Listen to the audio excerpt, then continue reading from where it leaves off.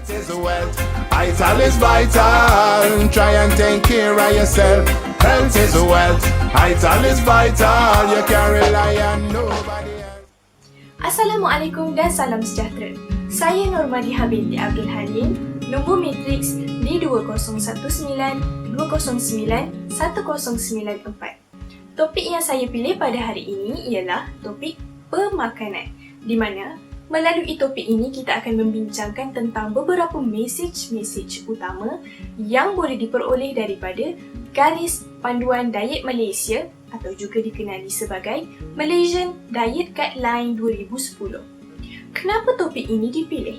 Kerana saya percaya bahawa topik pemakanan ini mempunyai perkaitan yang sangat rapat dengan satu elemen yang sangat penting dalam kehidupan kita, iaitu kesihatan. Dan ia juga berkait rapat dengan amalan gaya hidup sihat. Saya percaya amalan gaya hidup sihat ini seharusnya diamalkan dan dipraktikkan dalam kehidupan setiap individu, semata-mata untuk menjaga kesejahteraan diri sendiri. Menurut Roslan 2010, amalan gaya hidup sihat bermaksud satu siri aktiviti ataupun program yang dilakukan secara konsisten ataupun secara berterusan, dan ini merupakan satu perkara yang sangat baik untuk kesihatan. Ini juga termasuklah 5 perkara yang penting dalam kehidupan kita, dan yang pertama ialah pemakanan yang seimbang. Kedua, menjauhi dadah, rokok dan alkohol. Yang ketiga, menjauhi seks bebas. Keempat, melakukan senaman. Dan yang kelima, hidup dalam persekitaran yang bersih dan aman. Oleh itu, sekiranya kita telusuri dengan lebih mendalam, perkara pertama yang ditekankan di sini ialah pengambilan makanan yang seimbang, dan ini merupakan satu perkaitan yang sangat rapat dengan topik kita pada hari ini, iaitu pemakanan. Kepentingan topik kita pada hari ini juga dapat dikukuhkan lagi dengan pernyataan daripada Kementerian Kesihatan Malaysia, di mana pemakanan yang seimbang itu dipercayai merupakan kunci utama kepada amalan gaya hidup yang sihat. Sebelum kita mengupas dengan lebih lanjut mengenai topik kita pada hari ini, suka untuk saya maklumkan bahawa terdapat 14 mesej utama yang boleh kita peroleh daripada Malaysian Diet Guideline. Tetapi pada hari ini, kita hanya akan memfokuskan kepada 13 mesej utama yang mempunyai perkaitan dengan topik kita, iaitu pemakanan. Jadi, mari kita lihat ketiga-13 mesej yang kita boleh kaitkan dengan topik pemakanan kita menerusi Malaysian Diet Guidelines. Mesej yang pertama, makan pelbagai jenis makanan mengikut keperluan anda.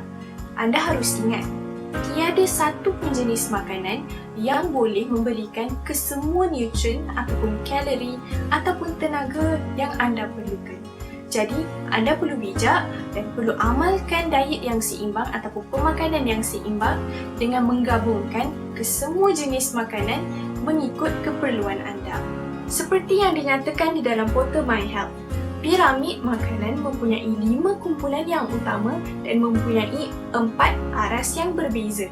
Dan di sini juga ada menyatakan jumlah sajian yang perlu disediakan pada setiap hari bagi setiap kumpulan makanan yang berbeza. Sekiranya dilihat, bentuk piramid ini membesar daripada bahagian bawah ke bahagian atas, yang membawa maksud kumpulan makanan yang berada di dasar piramid tersebut perlu diambil dalam kuantiti yang lebih banyak dan semakin sedikit ke puncak piramid tersebut. Aras 1 merupakan kumpulan karbohidrat yang merupakan sumber utama tenaga, iaitu sebanyak 50 hingga 55%, dan kumpulan ini juga merupakan sumber vitamin, serat dan juga mineral. Aras 2 merupakan kumpulan buah-buahan dan juga sayur-sayuran. Kumpulan makanan ini membekalkan vitamin, serat, mineral dan juga fitokimia yang membantu untuk ketahanan badan dalam melawan penyakit atau juga dikenali sebagai immunity. Malah kumpulan makanan ini juga membantu dalam mencegah penyakit-penyakit kronik seperti kencing manis, sakit jantung dan juga penyakit-penyakit kanser yang lain. Aras ketiga merupakan kumpulan ayam, daging, ikan, telur dan kekacang. Kumpulan ini membekalkan sumber protein, vitamin B, zat besi, zinc, kalsium dan juga magnesium. Aras ketiga juga dikongsi oleh kumpulan susu dan juga produk tenusu. Sumber yang boleh diperoleh daripada kumpulan makanan ini termasuklah kalsium, vitamin, fosforus, riboflavin dan juga niacin. Fungsi kalsium ialah untuk membantu dalam pembentukan tulang dan gigi pada umur kanak-kanak dan seterusnya membantu dalam mengurangkan risiko untuk mendapat penyakit tulang rapuh atau juga dikenali sebagai osteoporosis. Dan aras yang terakhir iaitu aras yang 4 merupakan kumpulan garam, lemak, minyak dan juga gula. Dan kumpulan makanan ini perlu diambil dalam kuantiti yang sedikit kerana sekiranya diambil secara berlebihan, ia boleh meningkatkan risiko untuk mendapat penyakit-penyakit kronik seperti obesiti, penyakit jantung, darah tinggi dan juga kencing manis. Menerusi rancangan SPM iaitu Selamat Pagi Malaysia yang bertarikh pada 10 Ogos 2017, Encik Muhammad Ashraf yang merupakan penolong pengarah unit pemakanan ada menunjukkan cara-cara bagaimana untuk menghidangkan satu sajian makanan berpandukan konsep suku-suku separuh. Beliau juga mengetengahkan tentang hashtag suku-suku separuh di mana di dalam pinggan sajian tersebut, suku yang pertama dipenuhi oleh kumpulan karbohidrat, manakala suku yang kedua ialah dalam kalangan kumpulan makanan ikan, ayam, daging ataupun kekacang dan seterusnya separuh lagi daripada pinggan tersebut dipenuhi oleh buah-buahan dan juga sayur-sayuran. Dan anda juga harus ingat, jangan sesekali melangkau waktu makan anda kerana tabiat ini sangat berbahaya untuk kesihatan anda. Mesej yang kedua, imbangkan pengambilan makanan anda dengan aktiviti-aktiviti fizikal yang anda lakukan dalam seharian, di mana anda perlu berusaha untuk mengekalkan berat badan yang sihat. Anda juga perlu mengetahui beberapa aspek penting seperti umur, jantina dan juga aktiviti fizikal sebenarnya mempengaruhi keperluan pemakanan anda. Berdasarkan info yang boleh diperoleh di portal MyHealth, jumlah kalori juga berbeza berdasarkan keperluan individu tersebut. Sebagai contohnya, terdapat 3 kategori yang utama, iaitu kategori yang pertama, wanita yang tidak aktif dan juga warga emas hanya memerlukan sebanyak 1,500 kilokalori dalam sehari. Kategori yang kedua ialah kanak-kanak, remaja perempuan, wanita yang sederhana aktif dan lelaki yang tidak aktif memerlukan sebanyak 2,000 kilokalori dalam sehari. Kategori ketiga termasuklah lelaki yang aktif, wanita yang sangat aktif, remaja lelaki dan juga remaja wanita serta lelaki yang mempunyai kurang berat badan hanya memerlukan sebanyak 2,500 kilokalori dalam sehari. Dan pada masa yang sama, anda perlulah menimbang berat badan anda sekurang-kurangnya 1 kali dalam seminggu secara tetap. Dan jangan lupa untuk mengira jisim tubuh badan anda ataupun kita sebut sebagai IJT singkatannya, yang membawa maksud indeks jisim tubuh ataupun istilah bahasa Inggerisnya disebut sebagai BMI iaitu Body Mass Index. Bagaimana anda ingin mengira BMI anda? Baiklah, berpandukan kepada portal MyHealth. Formula yang diberikan ialah anda perlu membahagikan berat anda dibahagikan dengan tinggi darab tinggi anda. Dan jumlah tersebut merupakan BMI anda. Seterusnya, anda perlu memastikan bahawa adakah BMI anda ini berada di dalam kategori kurang berat badan ataupun berat badan yang sihat ataupun berat badan berlebihan ataupun di dalam kategori yang obes. Sekiranya anda mempunyai kurang berat badan, apa yang anda perlu lakukan ialah anda perlu tingkatkan pengambilan makanan anda mengikut keperluan anda sendiri.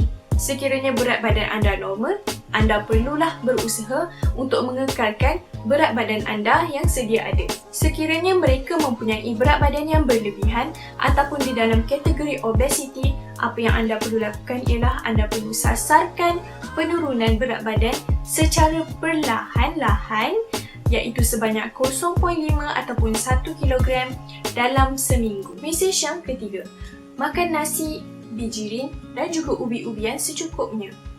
Menu harian anda perlulah merangkumi 4 hingga ke 8 sajian bijirin atau produk bijirin. Anda juga perlulah mengutamakan produk bijirin penuh. Sekiranya anda ingin mengambil produk bijirin yang sedia untuk dimakan, perlulah anda mengenal pasti 4 ciri-ciri produk tersebut. Yang pertama, produk tersebut perlulah tinggi kandungan seratnya. Kedua, rendah lemak. Ketiga, rendah gula. Dan keempat, rendah kandungan garam. Mesej yang keempat, Makan pelbagai buah-buahan dan juga sayur-sayuran setiap hari, di mana anda perlu memakan sekurang-kurangnya 2 sajian buah-buahan dan juga 3 sajian sayur-sayuran pada setiap hari. Dan anda juga perlulah memakan sayur-sayuran ataupun buah-buahan daripada pelbagai jenis warna dan juga daripada pelbagai jenis sayur-sayuran tersebut. Sebagai contohnya, kita mempunyai sayur-sayuran berkacang ataupun sayur-sayuran yang berbuah dan juga ulat-ulaman. Jadi, kita juga boleh menggunakan istilah yang sering digunakan oleh Kementerian Kesihatan Malaysia, iaitu makanlah makanan yang berwarna pelangi. Berdasarkan laman web rasmi Facebook Kementerian Kesihatan Malaysia, bahagian pemakanan, terdapat konsep yang diketengahkan iaitu warna-warni buah-buahan dan juga sayur-sayuran, di mana terdapat 4 warna penting iaitu jingga, ungu, merah dan juga hijau. Buah-buahan dan juga sayur-sayuran yang berwarna jingga mempunyai beta-carotene yang berfungsi sebagai antioksida yang membantu dalam mencegah kerosakan mata dan juga sebagai ejen anti penuaan. Buah-buahan dan sayur-sayuran yang berwarna hijau ini mempunyai serat, mempunyai zat besi dan juga mempunyai klorofil yang membantu dalam pembentukan sel darah merah dan membantu dalam proses penghadaman yang baik serta imuniti badan anda. Buah-buahan dan sayur-sayuran yang mempunyai antosianin ini bertindak sebagai antioksida yang membantu meningkatkan sistem ketahanan badan anda dan seterusnya membantu untuk mengurangkan risiko menghadapi penyakit-penyakit kanser serta meningkatkan daya ingatan anda.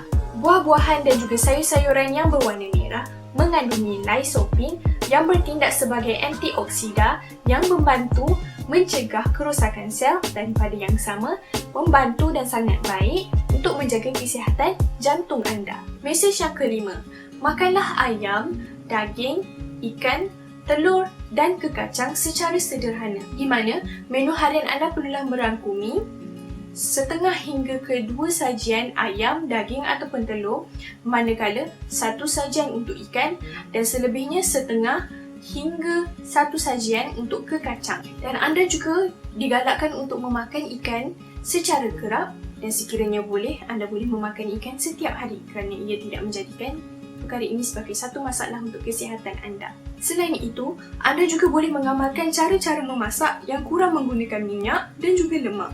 Antara kaedah-kaedah alternatif yang lain yang boleh digunakan selain menggoreng termasuklah membakar, merenyeh, memanggang dan juga mengukus. Antara kaedah lain ataupun cara lain yang boleh digunakan untuk mengurangkan pengambilan lemak termasuklah dengan membuang kulit ayam terlebih dahulu sebelum memasak, dan yang kedua, boleh membuangkan lemak semasa proses memasak dilakukan, di mana lemak-lemak tersebut akan menitis dan kemudian lemak yang menitis tersebut bolehlah dibuang. Dan selain itu, kaedah lain ialah dengan memilih daging ataupun ayam yang mempunyai kurang lemak. Mesej yang keenam, minum susu dan mengambil produk telur secukupnya, di mana anda perlu mengambil susu dan juga produk telur sebanyak 1 hingga ke 2 sajian dalam sehari. Bagi menggantikan penggunaan ataupun pengambilan susu pekat manis secara berlebihan, anda boleh menggunakan alternatif lain seperti susu di dalam bentuk cecair dan juga susu di dalam bentuk tepung. Sekiranya anda individu yang alah terhadap laktosa, jangan risau, anda boleh cuba untuk mengambil produk tenusu separa cerna atau juga disebut sebagai pre-digested seperti yogurt. Mesej yang ketujuh, hadkan pengambilan makanan yang tinggi dengan kandungan lemak. Anda juga perlulah menghadkan pengambilan minyak-minyak seperti minyak sirung sawit, minyak kelapa, lemak haiwan dan juga santan. Tidak lupa juga anda perlulah menghadkan pengambilan makanan yang sangat tinggi dengan kandungan kolesterol seperti bahagian anggota otak, hati, limpa dan sebagainya. Sekiranya anda ingin mengambil makanan-makanan ini, pastikan anda tidak mengambil makanan ini lebih daripada 2 kali dalam tempoh sebulan. Pada masa yang sama, anda juga perlulah menghadkan pengambilan makanan yang tinggi dengan lemak trans, sebagai contohnya kentang goreng dan juga produk-produk bakery. Apabila anda makan di luar, jangan lupa untuk memilih masakan yang kurang menggunakan lemak dan juga minyak. Sekiranya anda ingin memesan makanan, jangan lupa untuk memesan supaya tukang masak tersebut menggunakan kurang minyak dalam masakan yang anda pesan. Mesej yang ke-8, pilih dan sediakan makanan yang kurang menggunakan garam dan juga sos, di mana anda harus sentiasa ingat bahawa anda perlu hadkan pengambilan garam iaitu sebanyak 1 sudu teh dalam sehari. Dan ini termasuklah garam-garam yang tersembunyi yang boleh kita jumpai di dalam kicap maupun sos tiram ataupun kiuk perasa. Selain itu, anda juga boleh merendam makanan-makanan kering seperti udang kering dan juga ikan bilis di dalam air, dan ini merupakan salah satu kaedah untuk mengurangkan kandungan garam di dalam makanan tersebut. Dan seterusnya, sekiranya anda ingin mengetahui tentang kandungan garam secara terperinci yang terdapat di dalam sesuatu produk, anda boleh merujuk kepada panel maklumat pemakanan yang terdapat pada label ataupun packaging ataupun pembungkusan produk tersebut. Mesej yang ke-9, ambil makanan dan juga minuman yang rendah kandungan gulanya. Apa yang anda perlu lakukan? Jangan lupa untuk semak kandungan gula yang ada di dalam produk tersebut. Dan jangan lupa untuk melihat di mana kandungan ataupun kedudukan gula tersebut di dalam senarai bahan-bahan yang ada dalam produk tersebut. Di mana ini boleh dilihat sekiranya gula tersebut berada di kedudukan yang tinggi ataupun kedudukan yang pertama, ini menunjukkan bahawa kandungan gula di dalam produk tersebut adalah sangat tinggi. Malah, anda perlulah elakkan diri anda untuk meminum minuman berkarbonat dan juga minuman-minuman yang manis. Dan jangan lupa untuk menghadkan 1 sudu teh gula sahaja ataupun susu pekat manis dalam minuman-minuman yang anda minum dalam seharian. Berdasarkan statistik ataupun data yang dikemukakan oleh Jabatan Perangkaan Malaysia, didapati bahawa diabetes mellitus ini merupakan salah satu daripada 10 punca utama sebab kematian rakyat Malaysia pada tahun 2018, di mana terdapat peningkatan sebanyak 1,900 kematian daripada tahun 2017 sehingga tahun 2018, dan ini hanyalah dalam tempoh setahun. Dan ini merupakan satu peningkatan yang sangat tinggi dan bukanlah satu pencapaian yang patut dibanggakan. Mesej yang ke-10, minumlah air dengan banyak pada setiap hari.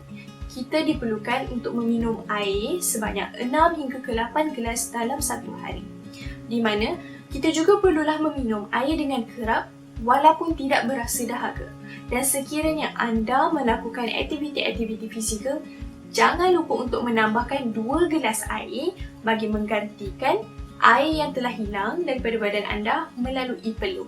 Dan jangan lupa untuk menjauhi minuman beralkohol, di mana anda boleh menggunakan alternatif lain dengan meminum minuman sparkling tanpa alkohol bagi menggantikan minuman tersebut. Mesej yang ke-11. Mesej yang ke-11 ini khas untuk pemakanan bayi, di mana amalkan penyusuan ibu sejak kelahiran bayi, di mana penyusuan ibu ini perlulah dilakukan sejak bayi tersebut lahir sehinggalah mencecah umur 6 bulan, di mana kekerapan untuk memberi susu tersebut bergantung kepada kehendak bayi dan juga keperluan bayi tersebut. Dan sekiranya ibu tersebut mula bekerja, boleh menggunakan kaedah alternatif dengan memerah susu tersebut dan membuat stok untuk bayi tersebut minum, dan perlu diteruskan sehingga bayi tersebut betul-betul mencecah umur 6 bulan. Dan pemberian susu ini perlulah diberikan secara sepenuhnya tanpa memberikan makanan-makanan ataupun minuman-minuman yang lain. Mesej yang ke-12. Ambillah makanan dan juga minuman yang bersih dan selamat. Pilihlah makanan mentah yang bersih dan juga segar. Belilah makanan yang diproses, yang dilabel dengan betul dan juga belum mencapai tarikh luput. Sekiranya anda ingin membeli produk-produk di dalam tin, pastikan tin tersebut tidak berkarat dan juga menggelembung. Manakala, sekiranya anda ingin membeli produk di dalam bungkusan, pastikan bungkusan tersebut tidak koyak dan berada dalam keadaan yang baik.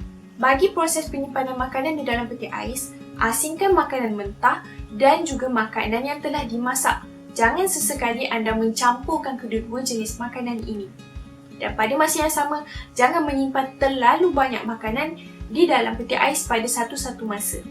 Gunakan peralatan seperti pisau dan juga papan pemotong secara berasingan untuk memotong makanan mentah dan juga makanan yang sudah dimasak. Sekiranya anda ingin makan di luar, pilihlah premis yang teratur, bersih, kemas dan yang paling penting mempunyai sumber air yang mengalir. Dan mesej yang terakhir iaitu mesej yang ke-13, baca maklumat pemakanan pada label, di mana anda boleh mendapatkan maklumat tentang nutrien-nutrien dan juga jumlah tenaga yang terkandung di dalam produk tersebut melalui label tersebut. Jadilah pengguna dan juga pemakan yang bijak di mana anda perlulah bandingkan nutrien-nutrien yang terkandung di dalam produk daripada pelbagai jenis jenama dan pilihlah produk yang paling berkhasiat untuk diri anda. Ingat, kita makan untuk hidup dan bukan hidup untuk makan. Oleh itu sahaja perkongsian saya mengenai 13 mesej utama yang berkait rapat dengan topik pemakanan yang boleh diperoleh daripada Malaysian Diet Guidelines 2010. Jadi, apa yang saya boleh simpulkan di sini ialah pemakanan sememangnya mempengaruhi tahap kesihatan seseorang. Malah, pemakanan juga mampu mempengaruhi tahap kesihatan seseorang pada masa tua kelak. Dan ini bermaksud bahawa mungkin anda tidak mengalami sebarang masalah kesihatan pada waktu sekarang, tetapi anda tetap mempunyai risiko untuk menghadapi masalah-masalah ini pada bila-bila masa sahaja, tidak kira umur, tidak kira jantina ataupun latar belakang anda. Oleh yang demikian, jadikanlah topik kita pada hari ini iaitu pemakanan sebagai satu amalan dalam kehidupan anda untuk kesejahteraan diri anda sendiri. Malah, anda juga boleh sentiasa berpandukan kepada 3 perkara penting yang telah saya sampaikan, iaitu yang pertama, sentiasa berpandukan kepada piramid makanan. Kedua, jangan lupa tentang konsep suku-suku separuh. Dan yang ketiga, sentiasa periksa anda punya indeks jisim tubuh secara berkala sebagai langkah-langkah untuk mengamalkan amalan pemakanan yang sihat. Saya juga percaya bahawa sekiranya terdapat beribu maupun berjuta mesej dan kempen yang dilaksanakan mengenai topik pada hari ini, tetapi sekiranya tiada kesedaran di dalam diri individu itu sendiri, termasuklah diri saya, maka topik pada hari ini hanyalah dijadikan sebagai bualan semata-mata. Jadi, marilah kita amalkan ketiga-13 mesej yang kita boleh peroleh daripada Malaysian Diet Guideline pada hari ini sebagai satu amalan dalam kehidupan kita. Ingat, anda adalah apa yang anda makan. Jadi, sebelum mengakhiri perkongsian kita pada hari ini, ingin saya tinggalkan anda dengan kata-kata hikmat daripada Edward Stanley yang merupakan bekas Perdana Menteri United Kingdom, di mana beliau ada menyatakan bahawa those who think they have no time for eating healthy, sooner or later they will need time to think about their illness. Yang membawa maksud sesiapa sahaja yang fikir bahawa mereka tidak mempunyai masa untuk mengamalkan pemakanan sihat, lambat ataupun cepat mereka perlu mencari masa kelak untuk berfikir tentang penyakit pula. Jadi, sama-sama kita renungkan dan mulakan langkah untuk mengamalkan pemakanan yang seimbang. Itu sahaja perkongsian saya pada hari ini. Sekian, terima kasih. Assalamualaikum. Health is wealth. Vital is vital. You can't rely on nobody else.